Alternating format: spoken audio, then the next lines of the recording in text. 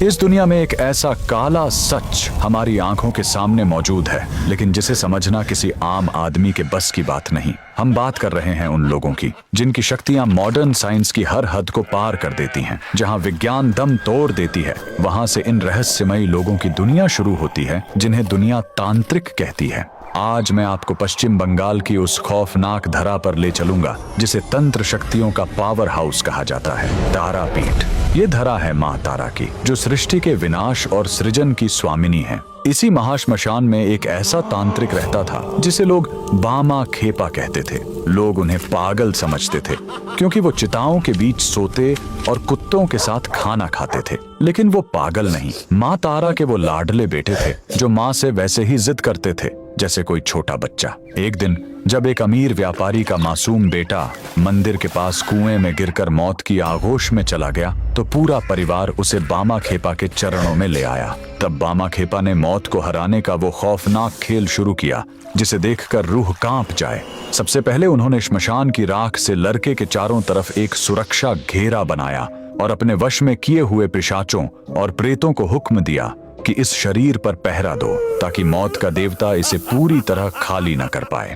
इसके बाद बामा खेपा ध्यान में बैठे और अपने सूक्ष्म शरीर से मौत के उस पार निकल गए। वो मृत्यु लोक की उस दहलीज पर पहुंचे जहां यमदूत उस लड़के की आत्मा को लेकर जा रहे थे। कहा जाता है कि बामा खेपा ने वहां अपनी भयानक तपोशक्ति से एक अग्नि का पाश फेंककर यमदूतों का रास्ता रोक लिया।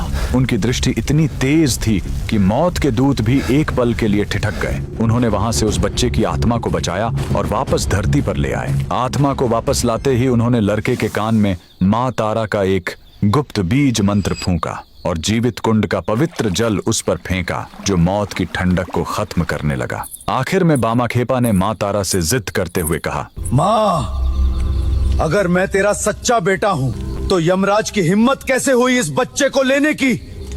उसे अभी जिंदा करो। माँ ने जब अपने बेटे का ये अटल विश्वास और हठ देखा तो नियति का नियम ही बदल गया। वो मुर्दा शरीर थर थर कांपा और लड़के ने आंखें खोल दी। जब लोगों ने उस मरे हुए बच्चे को हंसते हुए देखा तो ये खबर आग की तरह पूरे बंगाल में फैल गई। तब लोगों को समझ आया कि जिसे वो पागल समझकर धुतकार रहे थे, वो साक्षात काल को भी हराने की ताकत रखता है। उस दिन के बाद से बामा खेपा का नाम पूरे बंगाल में खौफ और सम्मान के साथ लिया जाने लगा। मंदिर के पास मौजूद वो जीवित कुंड और वो भयानक श्मशान आज भी गवाह हैं कि यहाँ मौत भी हार मानती है। कमेंट में जय माता तारा जरूर लिखें।